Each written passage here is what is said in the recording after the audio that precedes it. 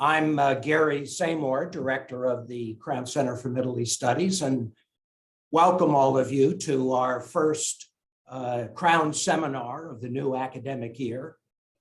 We at the Crown Center are committed to featuring best scholarly research on the Middle East. And who better than Stacey Philbrick Yadav to start off our series for this semester. Stacey is a non-resident fellow at the Crown Center and a professor in the politics department at Hobart and William Smith colleges. We'll be having these seminars every month, so I encourage you to plan for joining us every month. Our next seminar is October 12th with Jonathan Wurtson of Yale University, who's going to be talking about his new book on how local forces in the Middle East shaped the region after the destruction of the Ottoman Empire. So with that, I'd like to turn things over to the Director of Research at the Crown Center, Naghmeh Sarabeh, who's going to be moderating this session with Stacey and with Yasmeen. Naghmeh, over to you. Thank you, Gary, and welcome everyone. As Gary said, I'm Naghmeh Sarabeh. I'm the Director for Research at the Crown Center, and I'm very, very excited that we get to kick off the first of many exciting Crown seminars with the talk that we have today on Yemen, and with these marvelous speakers. I just want to give you guys a sense. We're trying a new format this year. By making our seminars online and moderated conversation. The goal is to ensure that our colleagues who are not in Boston have access to the wonderful speakers that we have lined up. And also the moderated format is to allow our presenters to discuss their ideas in a more dynamic format by being in conversation with other presenters and other scholars and practitioners in their fields. So what this is going to mean is that you're in for a treat for the next hour and 15 minutes. We have asked our invited speaker, which is Dr. Stacey Philbrick Yadav, to give a broad overview of her topic in no longer than 10 minutes. After that, Yasmeen al-Eryani will come in and the two of them will have an exchange on the topic for about 30 to 40 minutes. If you have any questions, please drop them in the Q&A section of your Zoom, and I will aggregate questions. And once they are done with their discussion, I will put them together and ask both of them. So you feel free to ask both Dr. Stacey Philbrick Yadav and Yasmeen al-Eryani any questions you have. Now, with that, it gives me great pleasure to introduce our speaker and moderator for today. I'm going to start with our moderator, who is Yasmeen al-Eryani, as I mentioned. She is the Director of Research at the Sanat Center. I threatened to call her Madame Director of Research, but she told me not to, so I won't. She is currently a PhD candidate in social anthropology in Tampere University in Finland, and I'm sorry if I mispronounced that.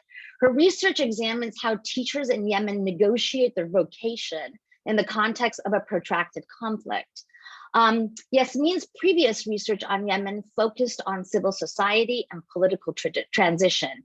She has experience in the application of peace tech tools to support peace dialogues and has previously worked in the field of international development.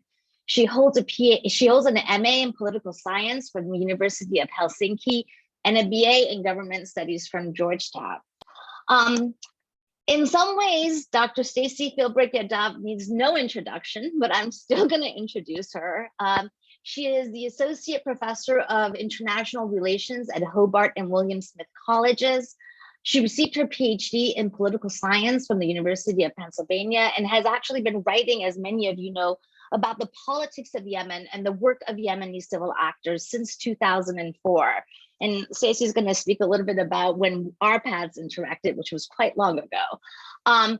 Of her writings, there's so many, but I'm just going to give a shout out to her 2013 book first, which was called Islamists and the State, Legitimacy and Institutions in Yemen and Lebanon. As Gary mentioned, Stacey is also a Crown Center non-resident fellow. We are lucky in that way.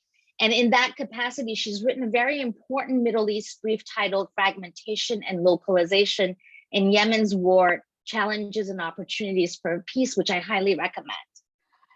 I don't know how she finds the time, but she is also the current chair of the MENA Politics section of the American Political Science Association.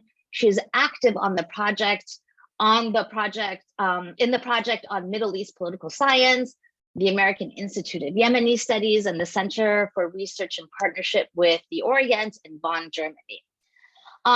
I would say that this seminar is partly a celebration of Stacey's new book. Her new book is titled Yemen in the Shadow of Transition, Pursuing Justice Amid War. It's going to be out on September 29th, and she's going to be speaking shortly about this, so I'm not going to give anything else away other than to say, make sure you pre-order it. Now, the last thing I will say is that Yasmeen and Stacey have just finished a Crown conversation for us, which will be published in the next week or so, called Understanding Yemen Before, During, and After Conflict, which is going to delve into some of the themes that they're going to be discussing today, but much, much more. I've had the pleasure of reading that Crown conversation in draft form, and all I can say is that you all are in for a treat. And with that, I give to you Dr. Stacey Philbrick Yadav. Thank you so much, Nagma, and thanks to Gary as well. As Nagma suggested, it's been a while since I've been here in person at the Crown Center. I actually gave my first public lecture here shortly after completing my PhD in 2007. So it's a little wild to be back here talking about the new book and talking with Yasmeen. I think one of the things that I love about the format for the Crown seminars this year, at least in the case of my topic and my research, this is really organic to what I'm writing about. The fact that I'm going to have the opportunity to sit down and talk about it with Yasmeen and to talk about the politics and the process of knowledge production about Yemen.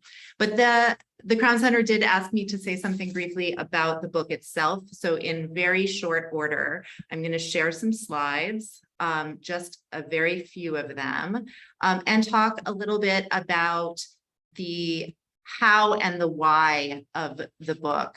So it draws on interviews and other forms of qualitative research conducted between 2004 and 2022. And so over the course of nearly 2 decades, the focus of my work has really changed alongside major upheavals in the country itself, from the entrenchment of authoritarianism in the late 2000s, then the 2011 uprising, the transitional process that followed, and most recently, the protracted and internationalized civil war.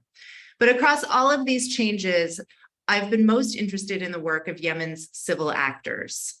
So that's been a kind of intellectual through line that's cut through my work. And I know that Yasmeen's going to ask me to talk more about what I mean by that concept, but I'll very briefly say my work isn't really statist. I'm not talking very much about Yemen in relation to its neighbors in a geopolitical sense, or even the Yemeni state, but really focused on Yemenis and Yemeni civil actors in particular, and the claims that they make on each other and the claims that they make towards institutions. Increasingly over time, I've come to focus on justice claims or claims about injustice. The final 2 chapters of my book, however, rely extensively on collaborative peace building research that I've been doing alongside Yemeni civil actors themselves. And some of that has been through international and bilateral organizations. Some of it has also been through Yemeni research and advocacy organizations like the Sana'a Center, where Yasmeen works, the Sana'a Center for Strategic Studies. That's actually how we met, was in the context of one of those research collaborations. And I can't go any further in talking about the book at all without acknowledging some people who are in the Zoom room, as it were, and some others who are here at the Crown Center in person, research collaborators listed here. The work in the book is my own, but it couldn't have happened without my participation in these collaborative projects, and I'm really grateful for that. I'm going to go ahead now and talk a little bit about the puzzle that animates the book, the why. When I started doing collaborative research on peace building and talking with civil actors in the context of the war, I was really surprised to hear so many people hearken back to the transitional period and specifically to the national dialogue as a kind of significant moment in post-conflict justice. And the reason that I was puzzled by that is that there's a largely negative assessment of transitional institutions by academics and by international policymakers. And in the academic setting, I myself have contributed to those kinds of negative assessments. So that left me wondering, what do people mean when they're talking about that period, when they're praising elements of the transitional process that arguably failed? The book ultimately goes on to show that the National Dialogue Conference in particular, but other elements of the transitional period as well, stand out as significant, not because they were effective in ushering in a political transition. They absolutely were not. But because they marked a shift from strategic to substantive engagement with questions of justice. And in fact, the institutions provided, some of the institutions in the transitional period provided an environment that could register both liberal and communitarian justice claims concurrently. Many of these justice claims were decades old and had been largely unaddressed. In light of the collapse of the transitional process, however, many civil actors have had to seek new channels for pursuing their justice aims and pursuing that kind of substantive engagement. And I identify in the book forms of everyday peace building as an important way in which they're doing so. So I'm going to very briefly read from chapter 2. Here's the cover of the book. The central argument of this book is that decision makers can and should take as a model the substantive engagement or justice work being done by Yemeni civil actors in local communities across the country, rather than waiting for a national settlement from the top or one brokered from outside. Civil actors are already engaged in the enactment of justice projects in real time. However, their ability to scale these projects beyond the local will depend upon the adoption of a peace learning approach that recognizes the central importance of civil actors. So to get to or set up this claim, I'm going to map out the way the argument unfolds very briefly. There's a theory chapter that I'm not going to spend a lot of time talking about, but it reviews the liberal origins of transitional justice and peace building and adapts the capabilities approach, which was popularized in development economics, actually, through the work of Amartya Sen and legal theorist Abdullahi Naeem, to argue for institutions that can register both individual and collective justice claims concurrently. To me, this helps to disentangle the puzzle of why the NDC mattered so much, because it was one of the few opportunities to make liberal and communitarian claims in the same space. I then reach backwards and look historically at some of the justice claims in chapters 2 and 3, focusing on the 2 decades of the Saleh era after unification, so sort of starting from 1990, to explore both institutional and extra-institutional or formal and informal elements of justice work. So I look at formal political parties and the associational sector in chapter 2, and then popular movements like the Believing Youth, which went on to become the Houthi insurgency, as well as the Southern movement in chapter 3. In both cases, in both chapters, I try to show the way in which the regime suppressed or at most strategically engaged with the justice demands of Yemeni society. Chapter 4 is the longest chapter in the book, and it shows how the formal and the informal come together, how these 2 channels interact, first to challenge the regime and then to navigate the transitional period. Internationally brokered efforts to manage the transition from the outside or from above were often challenged by civil actors' practical justice projects throughout the transitional process. Elements of the transition actually introduced new injustices, particularly the immunity provision, which was widely resisted by civil actors. But paradoxically, the NDC was also part of the transition, and it offered a formally constituted space to discuss justice demands and redress grievances. The last 2 chapters of the book focus on the new direction of civil action as activists shift their energies from transitional institutions to peace building during the context of the war. And it offers a rereading of peace building as justice work. So thinking about what peace building is doing in relation to the justice claims of civil actors. It also identifies 4 pressures that civil actors face, and these include the fragmentation of the country, the polarization of society, The humanitarianization of peace building, where peace building actors are actually pressured to divert resources away from peace building towards humanitarian aid provision. And lastly, and very significantly, the securitization of peace building, where peace building and peace building research, as I'll talk about in just a second, is constituted as a threat by conflict actors.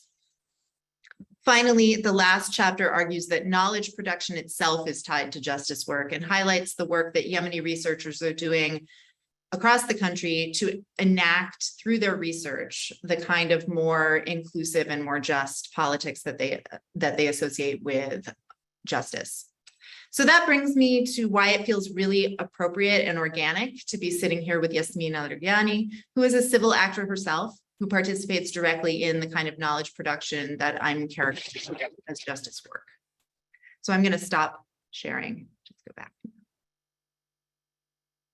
Yasmeen? Thank you, Stacey. That was an excellent overview of your book, and we'll get into the details as we go in our conversation. First, I was thinking when I read your book about our work at Sana'a Center. We were organizing a conference in the summer, a peace conference, and one of our thematic areas was justice and reconciliation. And there was a pushback to this, which is telling of an 8-year-long peace process that has been focusing on political settlement and with perhaps not enough regard to how this political settlement is shaped and how it will shape the future of Yemenis. And so I think with your book, you are bringing the question of justice at the center of discussions on peace in Yemen. And I hope it will be useful not only for researchers, but also for peace practitioners. Maybe I can tell you also a bit about my personal impressions of the book before we begin. I was very inspired by how you apply your work with a lot of care and thoughtfulness, not only in the way you talk about your interlocutors, but also all the interactions and encounters you've had with people throughout your work, even those you don't agree with or not necessarily like very much. But you also handle the subject matter with a lot of care. As I was going through the text, I felt like it was an excellent example for an aspiring researcher like me on how a researcher can tread carefully and responsibly, but at the same time remain steadfast with their analysis and clarity. So I think overall the book also presents an example for researchers on how to do research with care. Thank you. That's Yasmeen's the first person outside of the editorial process to read the manuscript all the way through. So I really can't say how much that means to me. And I'm really honored to be sitting with you today. Maybe we can jump straight to the content of the book. I know it's been in the making for 10 years, but there is a significance in publishing it now. Can you tell me a bit about this, the timing and what you would like to start in terms of conversation and action in this stage? So I think I had already a sense that it was not too early or too soon to be talking about justice considerations, because the first time that I encountered people planning for the post-war period was in 2015. When I was actually invited to a meeting in Washington that had a number of representatives of the various war antagonists in the room, and they were talking about their plans for rebuilding what was currently being destroyed. So it was clear to me that people are already thinking about post-war planning as a war is unfolding. Right. But also in my earlier work, I've done some research in Lebanon and seen what's happened when that moves forward without any consideration for justice, when the post-war rebuilding happens through a politics of patronage by internationalized actors, et cetera. And was and remain perfectly concerned that that will happen in Yemen as well, unless there is really also a plan for post-war accountability, yes, but more than accountability. So I do think that the transitional justice literature, as I've learned and read more about it, is has for a long time been excessively focused on legal remedies, and that's one component of accountability, and it can be a really important one. But the reparative elements of post-conflict justice are really central to reconciliation. So that sort of got me thinking about the post-war moment really early on in the war itself. And as I started doing these collaborative projects with peace builders, seeing that no one is sitting around waiting for an agreement, right? Yemenis are not waiting for people to sort this out at the center, but in local communities across the country, they are developing what Otsera refers to as pockets of peace, right? They're building and drawing on local resources. Now, the challenge is that in the context of such profound fragmentation, how do you connect those, right? And how do you scale that up to a larger national peace process? And I think, you know, we can talk about that. But my sense of, I don't want to say sense of urgency, because it did take me a long time to write the book, actually, but my sense that it's okay to talk about post-conflict justice while conflict is ongoing, that comes, I think, from encounters with Yemenis first and foremost.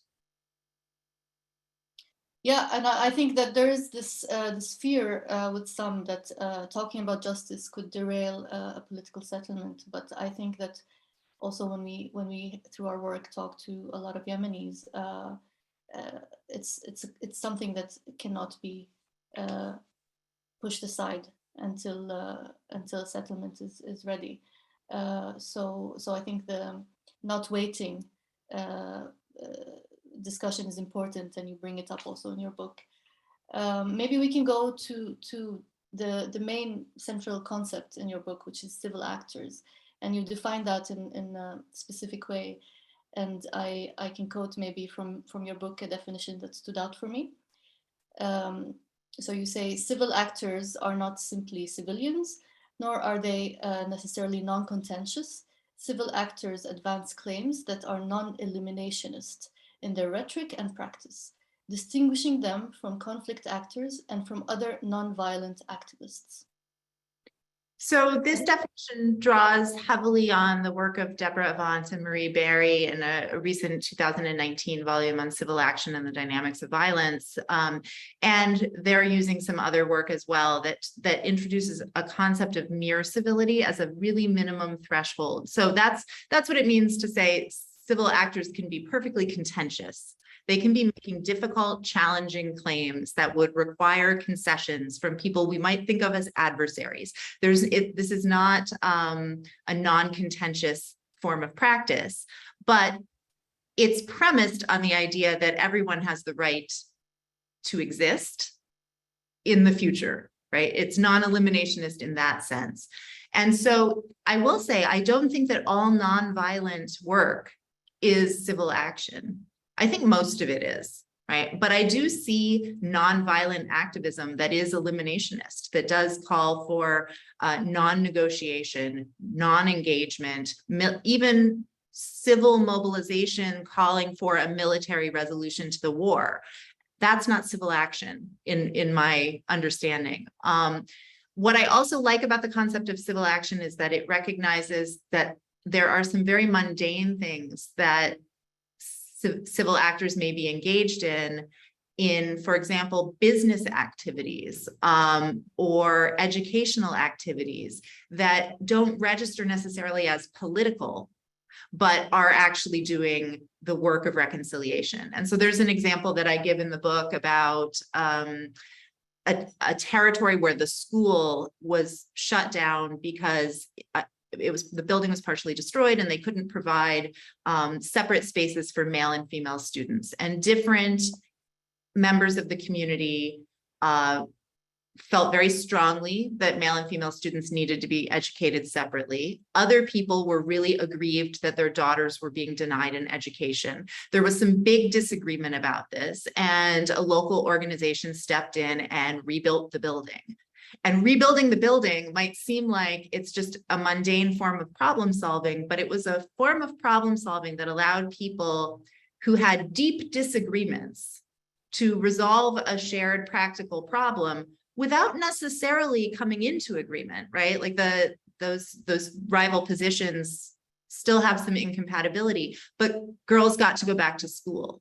And so that was I guess, a net gain for the community. So I would say that's the kind of thing that can be considered civil action and is far outside of the formal mechanisms of a peace process, but it is tied to justice claims by the people who wanted to be able to send their daughters to school, whether that was a general claim or whether they wanted to be able to send their daughters to gender segmented schools, So I hope that that example gives a sense of the kind of very local, very everyday projects that I'm discussing and reviewing in the book.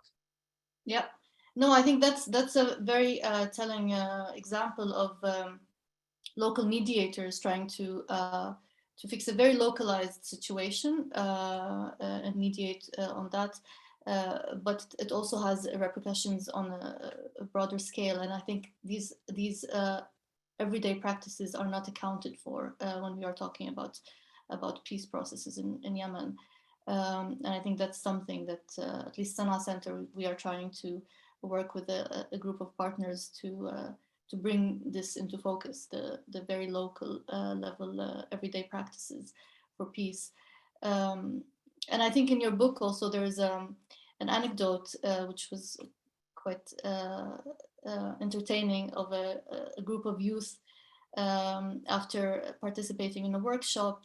We're having an exchange, which I think was also reflective of this ethos that you present in the definition of the civil actors that you're talking about. Do you care to share with us that anecdote? Yeah, is this the truth or dare thing? Yeah. Yes. So I was at a workshop with Yemeni youth activists who were, this was shortly before the national dialogue, and they were debating whether or not to participate in the national dialogue as part of a kind of coherent youth faction, or whether to work with partisan organizations and other existing organizations. And they staged during the day these really pitched debates. And in fact, some of them were recorded and are still available online. Really pitched debates about the role of Sharia in a civil state, about the role of the tribes, etc. And they were not in agreement on some very big issues, but they really affirmed each other's place in that debate. And I think that was indicative of a form of practical solidarity that developed among civil actors in the context of the uprising itself, but has carried through into this sector, even and sustained not among everyone, but it has sustained among a significant number of civil actors through the conditions of war. The funny part of it was that I was trying to go to sleep in my hotel room, and I could hear them down in the courtyard playing a game that kind of reminded me of like a truth or dare kind of game. And the jocularity, the affection that they were showing for one another when it was only hours after they were arguing heatedly, really emphasized that ability to see and interact with each other as people that I so associate with civil actors and their work in Yemen today. Yeah, thank you. I think it was also quite telling. You have a lot in your book about these types of anecdotes that give a lot of texture also to the analysis that you're presenting. You also mentioned the working conditions of civil actors, and these have changed a lot since 2011 when you referred to the transitional period and now. You mentioned an increase in securitization of justice work, humanitarianization also of peace work, which is basically pushing humanitarian or international aid, pushing peace workers and civil actors towards humanitarian activities. But also at the local level, the local context or the Yemeni context, there is an increasing fragmentation and polarization in society, which also shapes the conditions on which civil actors work.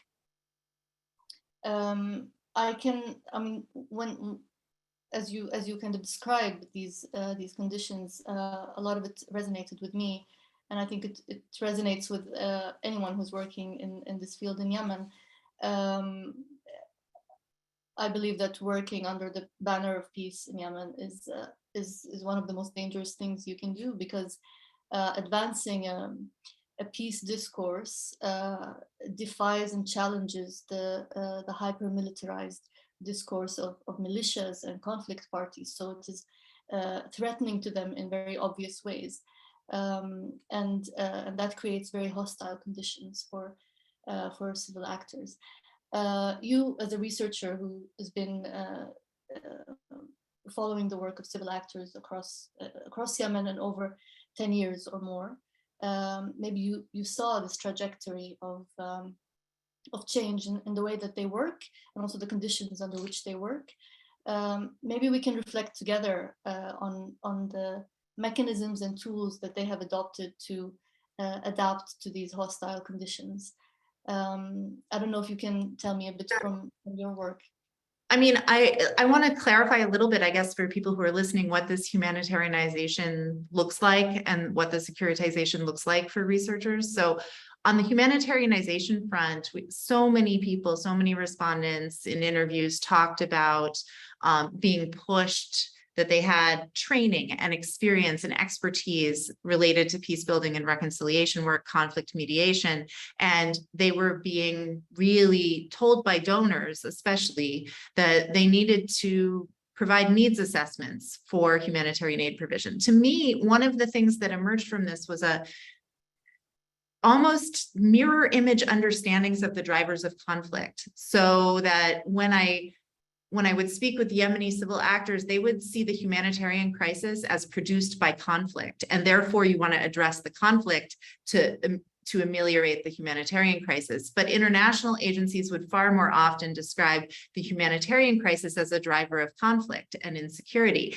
And so those are like mirror images, and they're pretty incompatible in a lot of ways. And I heard a lot of resentment and concern among civil actors who felt that their skills were being misapplied, or that they wouldn't have donor support to do the work that they needed to do in conflict mediation. So that's what I mean there. And then in terms of how they're navigating that, I mean, I think people have gotten savvy about how to describe their work, but not everyone is able to navigate that. And a fair amount of work is being realigned towards humanitarian aid provision. And of course, I want to say that the humanitarian crisis is devastating, and it's really not something that we can look away from. But the Sana'a Center itself published, and I think I provided a link to this to Karen to put in the chat, provided some really excellent research on the way the humanitarian aid industry is distorting economic dynamics in Yemen. And I thought one of the best things that the Sana'a Center included there was a real reckoning with whether or not to write this. Right, with whether or not this was going to negatively impact people's ability to meet their humanitarian needs. And I think the fact that the Sana'a Center went forward with a critique, and now I understand has also secured a grant from the Swiss government to kind of further explore this. So I'm really excited to see where that partnership goes.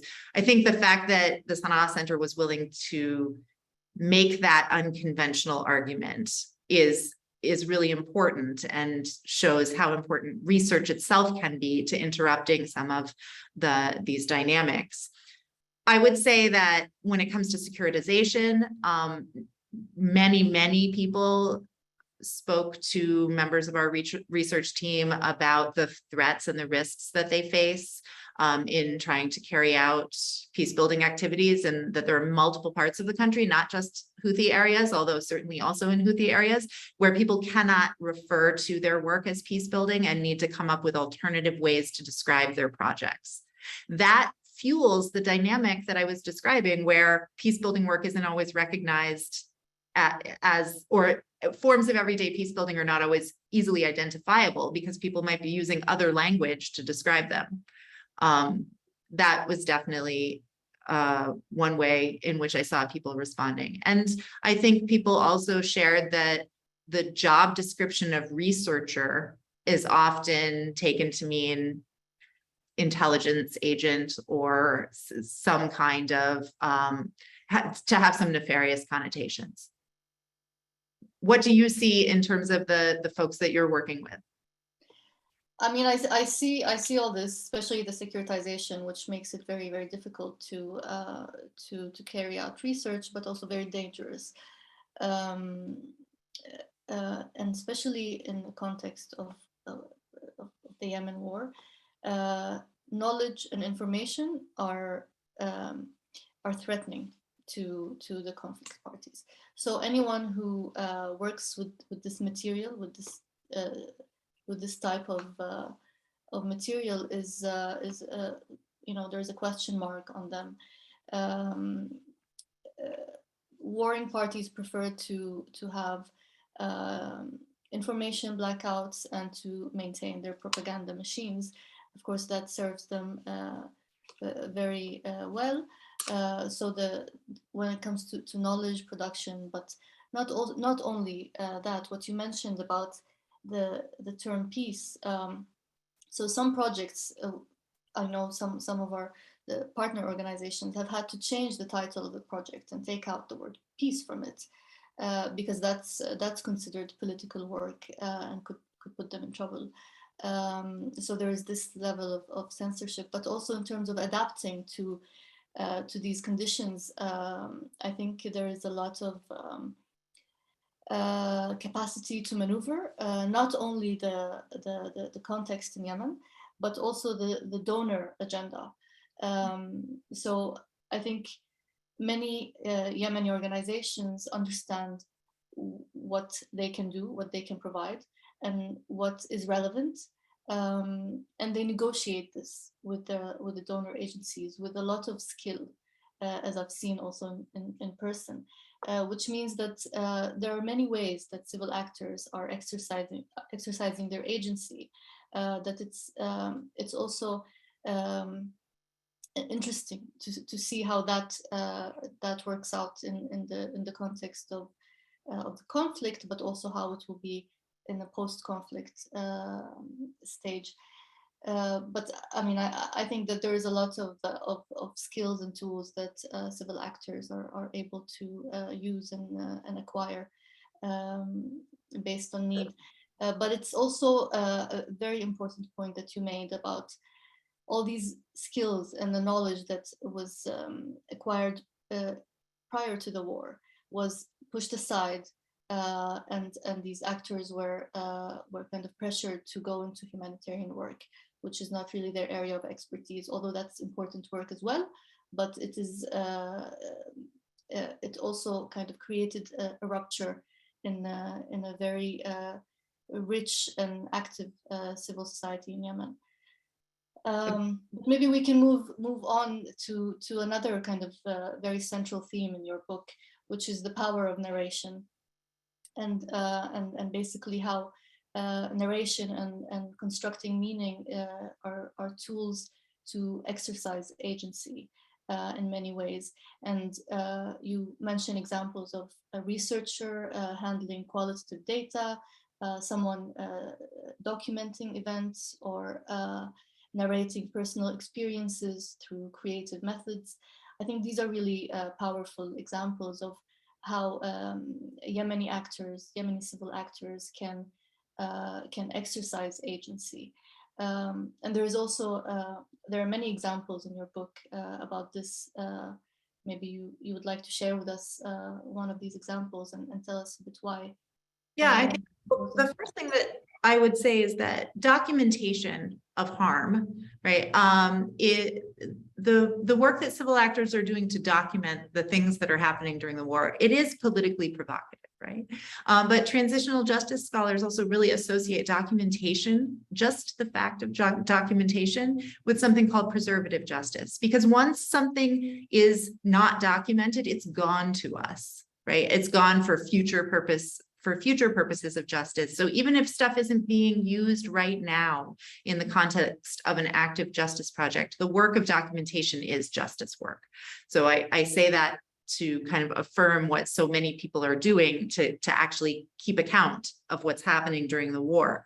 I also think it's really encouraging that so many organizations in Yemen are putting into their grant proposals and their appeals to donors additional training and research capacity for Yemeni researchers. It's like this this really pivotal moment where Yemenis themselves are going to be playing an increasingly large role in documenting and making sense of the politics of their society for a global Anglophone audience. And I think that's an exciting turn of events or shift in the terrain of knowledge production.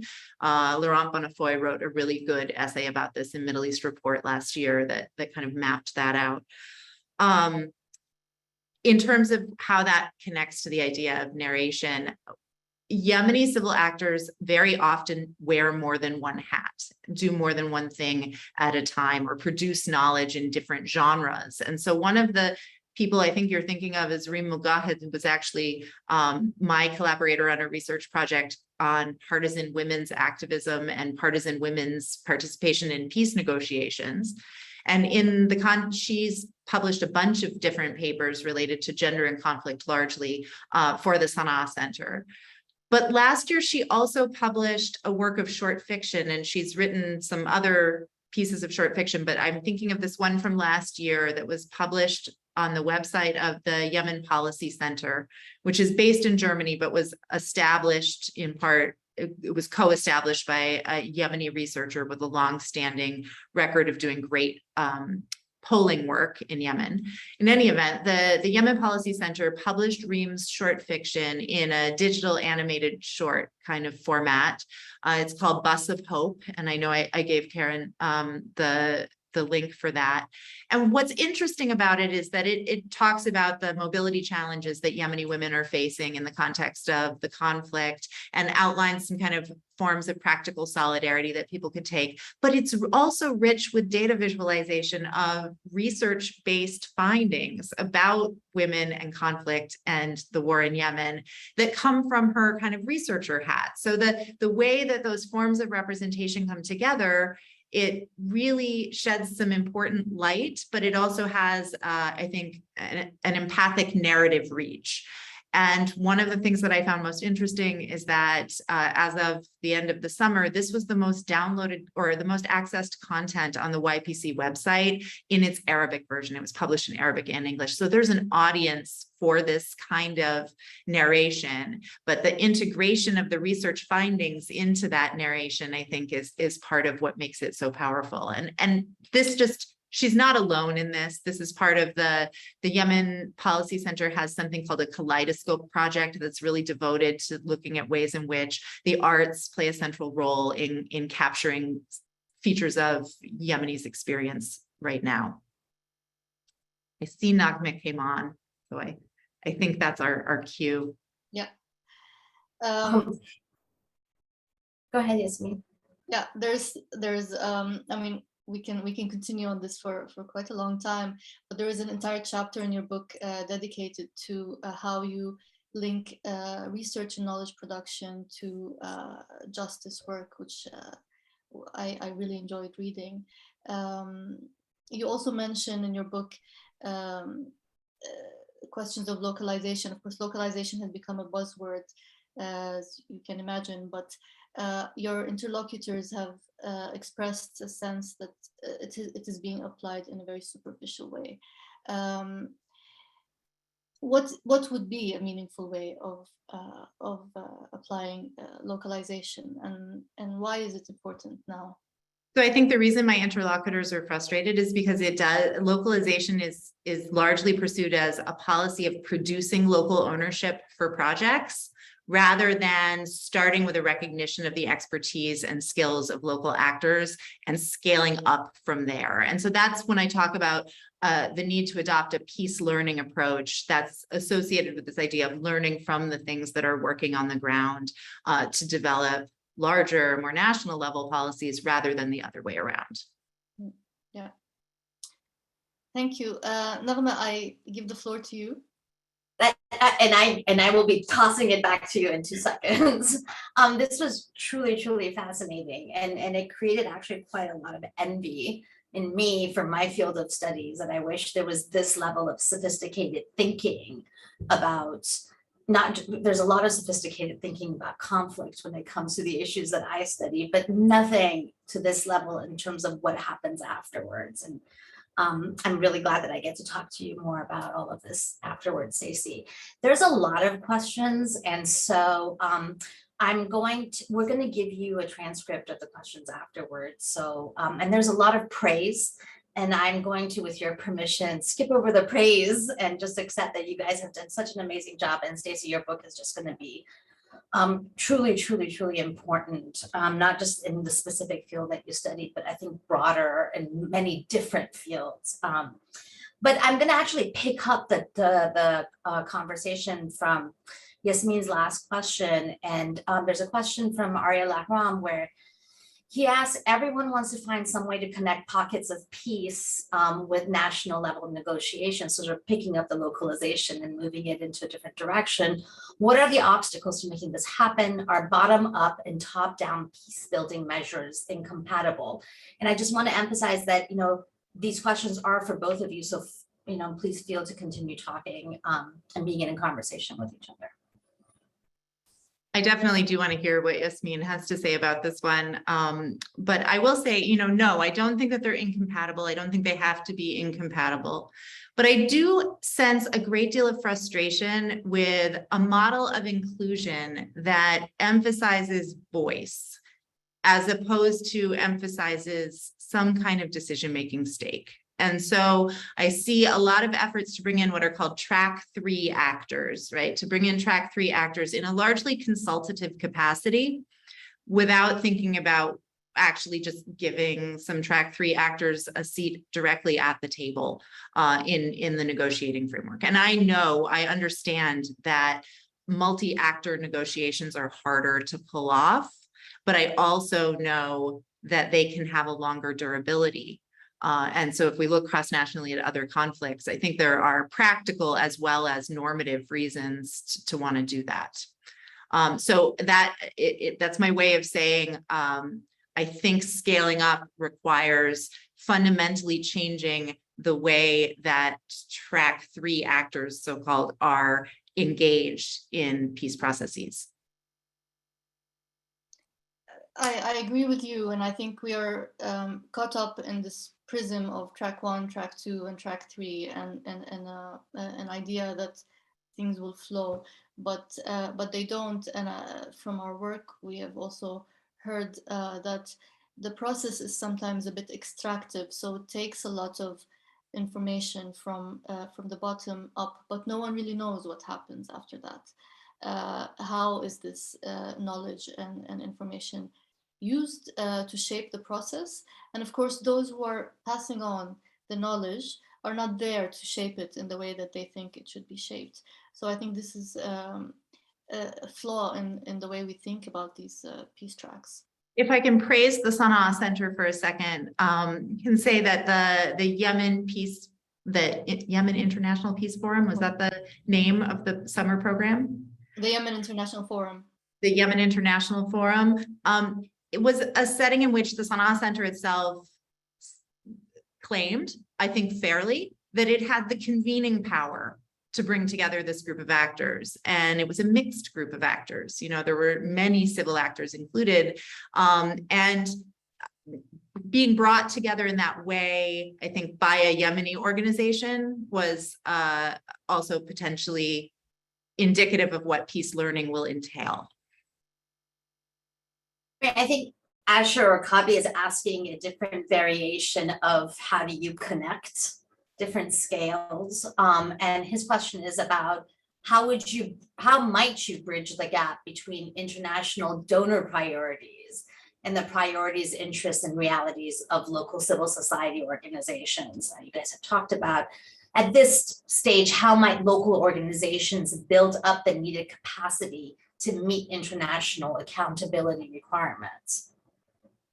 That's really tough. I remember being at a meeting during the transitional period where someone, and I won't say who, because it was a Chatham House Rule meeting, but basically someone from the donor community said, we have money to give away, but you don't know what to do with it. And he said that to a room full of Yemenis, and it was offensive. And the element of truth in it was that they didn't know what to do with it to meet the requirements that the international organization had established. And that's not we don't know what to do with it. But there is a perceived or real gap between donor agencies and Yemeni organizations. And I think that's why it's so part of why it's so important that there is this investment in indigenous research capacity through organizations that are doing more than just providing data, right, to international organizations. But I don't have an easy answer to it. Yasmeen, do you have ideas? Well, I think this is a bit indicative also of expectations of the Yemeni organizations, or expectations from them that they would pick up the money and implement the projects as the donors want them, or think that would be a standard that they accept. There is not much effort from donors to try to see what is possible and try to establish structures that would fit the local organizations. Sometimes, the structures, sometimes it has to do with language, the language they use in their forms to fill the forms. I mean, it's a very basic thing. Sometimes simplifying the forms, understanding the financial system in the country and how the money goes around. These are things that I think we need to build the capacity of donors on. Yeah, agreed. And I mean, I think actually trying to carry out research in Yemen with the state of the banking system, the practicalities of it are really difficult, and the judgment, I guess, of the way that local organizations navigate that is a barrier in and of itself.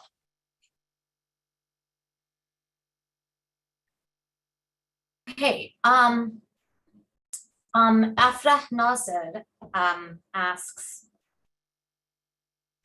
so he says, Mabruk, Dr. Stacey, for the book, and he can't wait to read it. And 2 questions. What did you learn the most from Yemeni civil actors, a trait or a way of working? And where does your care for Yemen come from? So a little bit of a question of how you got into this.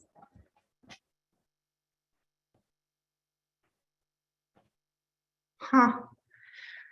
Well, I wasn't expecting that question. And I mean, I don't mean like the intellectual question, how did I get into this studying Yemen part, but how did I get into the civil action part, or what are the traits? I find it really hard to put into words, actually. I think the word that I have is completely inadequate, which is perseverant. And I think that it speaks for itself that would be the word, right? Because what people are doing day to day is humbling, and not the circumstances in which research and knowledge production and justice work are unfolding are really enormously challenging, but they're so creative in how to get around those challenges, in how to build connections. And, if there's a way that I became interested in the work of civil actors, it was by watching the commitment that people showed to one another and to something better. And I think there's always been a need for, as long as I've been working in Yemen, people have been working towards something better. And that hasn't changed, but the challenges have gotten bigger and harder. Before we move on to the next questions, I just want to give a reminder to our audience that if you have a question, please drop it in the Q&A and not in the chat. We can't monitor those. So there's a question I'm going to say to both of you from Shai Feldman, who's at the Crown Center, faculty at our Crown Center, which is, how does humanitarianism come to be seen as a driver for conflict? I think I didn't mean to suggest that humanitarianism did that, but that the humanitarian crisis and privation in general, I think, is often viewed by international organizations as a driver of conflict. Yasmeen, do you have anything that you would say on that? No, I think that I agree with what you said. It's that's what I also meant when you were talking about humanitarianization. Yeah. But also, if I may add, on what you mentioned, Stacey, on perseverance, I think that's a skill that you also acquired, if that's something that you admired in civil actors, because you are one of the few researchers who continued to work on Yemen, even though Yemen is off bounds for many outside academics for 8 years, and you managed to do this from a distance. And I'm curious to hear from you. How is it that you are able to continue working from a distance while many other researchers kind of changed field or gave up their work on Yemen, and whether there were opportunities also that arose from that challenge? Yeah, I mean, it's not easy, and it's not as satisfying as doing field work in Yemen. And I don't think it would have been possible for me to do research at a distance if I didn't already have existing research connections like in the country. That was really vital. So this worked okay as a second project. It probably would have been really hard to do as a first project. That said, I traveled a lot. I mean, I have met with Yemenis in Oman and in Jordan and in Ethiopia and most of Europe and, you know, kind of all over the place in Turkey, anywhere where people would meet with me. And that was great. And then I would say this has to be one of the very few perverse benefits of everyone learning how to use Zoom. Is that it became possible to do participant observation in Zoom spaces because that's where we were all, right? So it wasn't weird that I was on Zoom because you were on Zoom and other people were, you know, everyone was in these mediated forums. And so that became helpful. But on my first collaborative research project, that started before the pandemic and before any of the major remote pivots in international organizations as well. And I went to Ethiopia to meet my collaborators there and to plan out the research there. And those in-person connections remain really important. So I don't think it can be done entirely remotely. I would also say, well, and I really look forward to being able to go back. I think that's important. In terms of why I stuck with Yemen instead of kind of a career pivot, I don't really know. I've always loved working in Yemen, and that's been because of my relationships with people. And I didn't love working in other settings nearly so much. So it's been, it was not really a choice. It was a question of how I would continue to do it, not whether. Right. Well, speaking of locations, we have a question from Argentina by Maria Morena Sayone. And her question is about the role of al-Islah organization. Could it be understood as a civil actor, taking into account its social side and its Islamist side, beyond it just being a political actor? So is it a political actor and a civil actor? So I've written a lot about Islah over the years, and most recently in an article in Middle East Law and Governance that talks about how the war has impacted the Islah has impacted Islah as an organization. The most straightforward answer I would say, though, is no, not because there are armed actors associated with Islah, but because I don't treat organizations as civil actors. I actually treat individuals as civil actors. And so could an individual Islahi be a civil actor? Absolutely. But at the corporate level, like at the organizational level, I think of Islah as a conflict actor, as a participant in the government, which is one of the antagonists in the conflict, and as an organization that has ties to militias or Islah-aligned militias. So I wouldn't consider it a civil actor in that way, though there are certainly individual Islahis who might be doing civil action. I hope that helps to clarify. Yasmeen, do you want to add anything? No? All right. Well, now that we're clarifying actors and roles, somebody asks, Could you clarify the difference between humanitarian and peacemaker?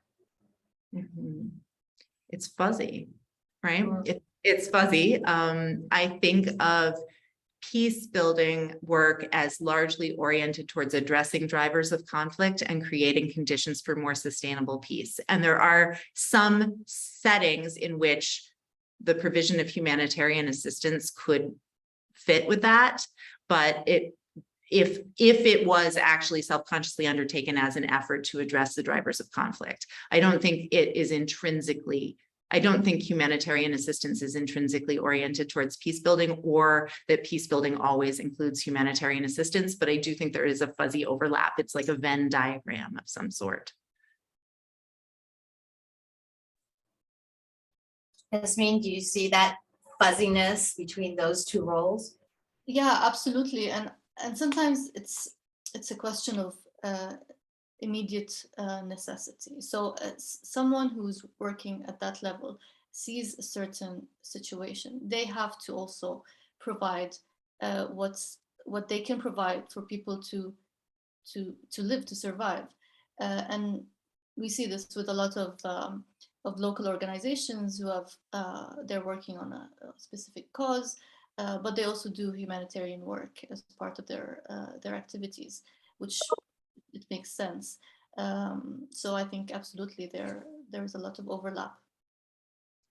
I mean, I can give some examples of where I see that coming out. So there was a project in Lehej, for example, that was framed as a peace building project, and one of the implementers was very frustrated because the primary donor agenda was a hand hygiene campaign that was designed to get kids in school to learn how to wash their hands to limit the spread of communicable diseases. And that's a totally worthwhile, great thing for people to learn to do. It fine as a program, but it was really unclear to her what connection that had to peace building, and she was very, very blunt about her assessment of that.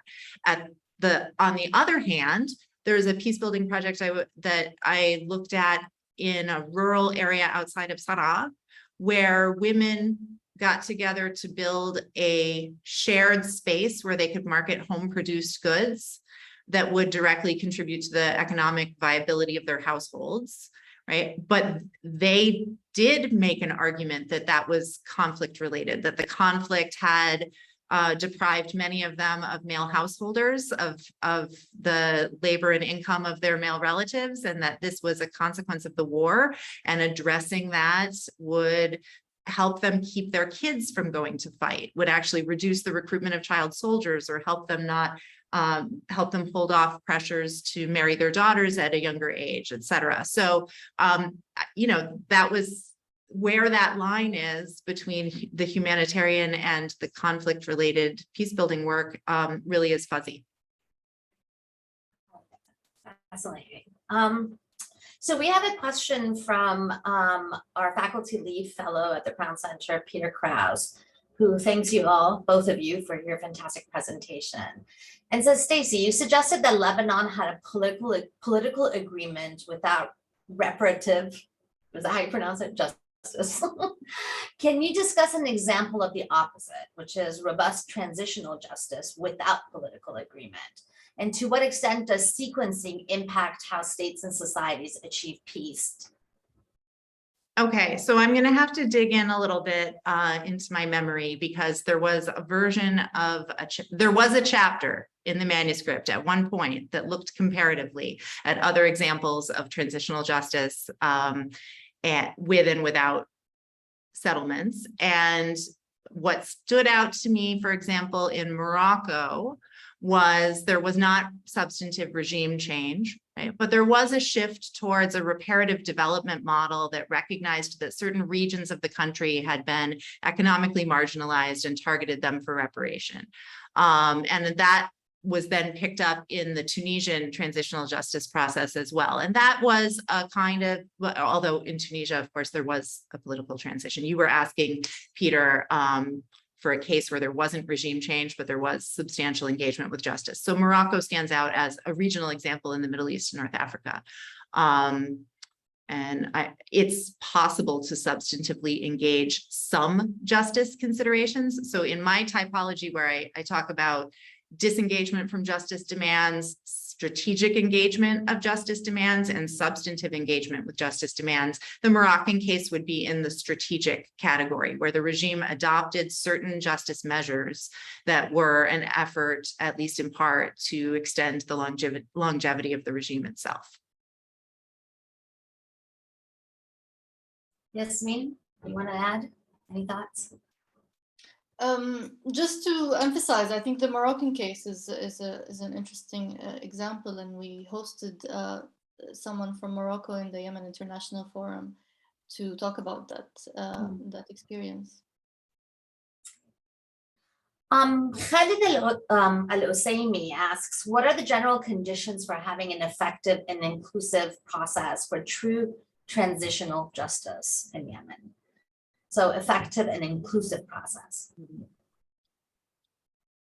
I mean, to some extent, I think if I could really answer that, I would have a completely different job, right? But no, I really do think that there needs to be rethinking about inclusion and what's meant by inclusion, and that the discourse of inclusion is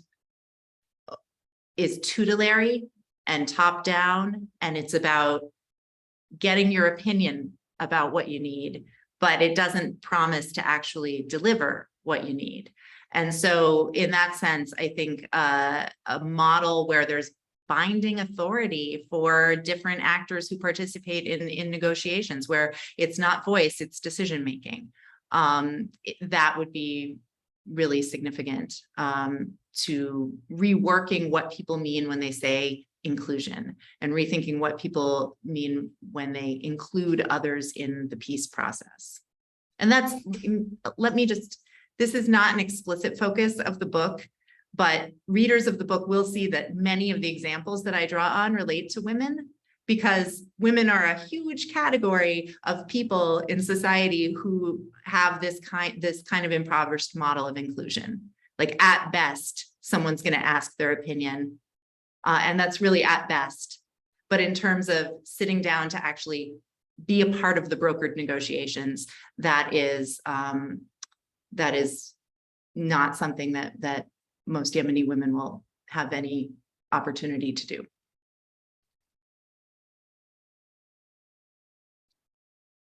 Yasmeen? I think it's a very big question, and I also don't have an answer for it. But I can say that, I mean, there is maybe a sense that to be effective, you have to be a bit minimalist in the political process and just bring the armed groups to a settlement. I think that didn't prove to be effective. We're in war for 8 years, and the peace process has been ongoing for 8 years. So understanding really how this inclusion should be done, or rethinking it, I think is important. I kept the next question for our last question, and so I'm going to ask it of the two of you, and also feel free to add any thoughts, any closing thoughts that you have, since we have about 5 more minutes. The next question is actually an issue that I think a lot of us in Iranian studies, I know we deal with a lot, which is the question of why are there so few Yemeni academic writings? I think Omar Monessar, who talks about little scientific research compared to policy research by Yemeni academics, and is asking whether this is an issue of funding, expertise, or something else. And I think it fits really nicely in the conversation we're having about knowledge production, this is just another branch of it. So if you guys can talk a little bit about what you see to be the issue there, and then any final thoughts that you have.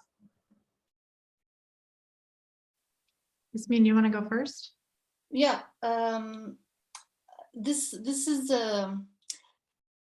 this question touches me closely, because I've seen how the conditions in the universities have changed. They were not great before the war, but now it's almost impossible. The teachers have been without salaries for many years, or with portions of their salaries and high inflation. The conditions in universities are not conducive to really knowledge production or research. There's a lot of censorship, replacing teachers with others. There's a whole array of things happening to higher education in Yemen, which makes it a very, very difficult situation for academics to operate. But we also, I mean, I have been in some academic conferences where we are talking about Yemen, and there are no Yemeni researchers present, except maybe me and someone else, because they could not get out of the country, they were not granted a visa, and so many other reasons. So they are trapped in the country, unable to work, and you cannot really be a researcher without working with others, without exchanging ideas and collaborating. So I think the condition in universities is devastating, and that could be one of the, I think that's the main reason why we're not seeing a lot of research from academics in Yemen. So I think that, and that extends, there's like a whole set of consequences at lower levels of education too, where the war has had just a profound impact. But this isn't just an issue of the war. This was something actually that I think predates the war and the conflict as well. And the conditions at the universities weren't great in the 2000s either. And I think, you know, there were assassinations. Certainly there's censorship, but there's also very real threat of violence against academics as well. So then that raises the question about people outside of Yemen, like Yemenis outside of Yemen. And I think in this context, the war has actually provided some impetus for organizations like the Yemen Policy Center and CARPO, which is the Center for Applied Research in Partnership with the Orient. And CARPO actually is where I did my first research collaboration. And the intention was very specifically to pair international researchers who have some prior research experience in Yemen with Yemeni researchers who are there now, to kind of draw on things that both sides could bring to the table in joint knowledge production. And I think that's, you know, that's a beneficial model. But on the, I can only speak for Americans right now, but on the American side, you know, it's kind of drying up too. There aren't graduate students who are doing research or doing dissertations in Yemen right now for the most part, actually not for the most part at all. And that's going to have consequences too, but it's going to create this space where I think there are many people using social scientific research techniques and tools, working in research-driven advocacy organizations or think tanks, that I hope will finish PhDs and enter academia and change that terrain. But I do sense, honestly, that the war provides a particular urgency for knowledge production, and that people do tend to view academic knowledge production as maybe a little remote or theoretically irrelevant sometimes, just maybe. And that's why so much of it is based in policy environments. Yes, the R word. Well, thank you both, Yasmeen al-Eryani, Stacey Philbrick Yadav. I think if we were in a room right now, all of us together, there would be thunderous and prolonged applause for a really, truly fascinating conversation. I want to obviously thank Yasmeen for being in conversation with Stacey, and thank you for celebrating the publication of your book with us and having us kick off our seminar event in such a magnificent fashion. Karen has dropped the link to our upcoming seminars for this academic year, and I invite all of you to join us in October and beyond. And on that note, many, many thanks and imaginary applause. Thank you all. Thank you. Thank you.